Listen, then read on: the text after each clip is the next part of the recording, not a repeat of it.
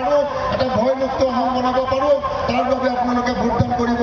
ধিং সমষ্টিত আপোনালোকে চিলিণ্ডাৰৰ ছবিত ভোট দিলে এই ভোট গৌৰৱ গগৈয়ে পাব। লাহৰীঘাট সমষ্টিত হাতৰ ছবিত মানুহে ভোট দিলে এই ভোট অখিল গগৈ ডাঙৰীয়ে পাব।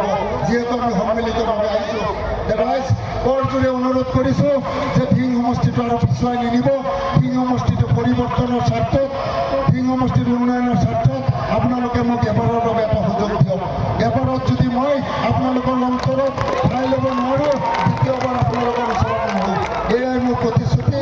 এইখিনিকে কৈ সকলোৰে পৰা দোৱা বিচাৰি আৰু এটা অনুৰোধ কৰিম, আজি 4টা দিন আছে, আপোনালোকৰ য'ত আত্মীয় স্বজন আছে সকলোকে এবাৰ এটা ফোন কৰিব, অনুৰোধ কৰিব অসমৰ শান্তিৰ হকে যাতে বিৰোধী ঐক্যমঞ্চৰ প্ৰাৰ্থীক ভোটদান কৰে, যাতে আমি আগন্তুক 5টা বছৰ শান্তিত থাকিব পাৰোঁ।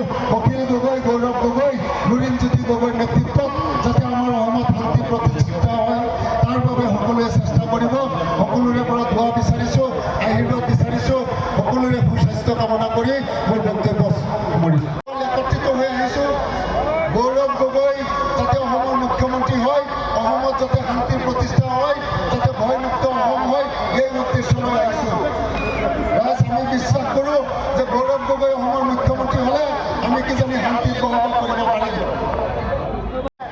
তেখেত অসমৰ এজন বজ্ৰকণ্ঠ, বিপদৰ সময়ত বন্ধু। তেখেতে কোনো জাতি ভেদাভেদ নাচায়, তেখেতে সকলোকে মানুহ বুলি গণ্য কৰে।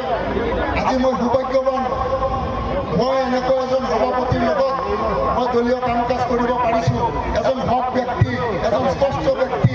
আজি মই গৌৰৱান্বিত। মই মোৰ দলৰ সভাপতি অখিল গগৈ ডাঙৰীয়াক লৈ মই গৌৰৱান্বিত।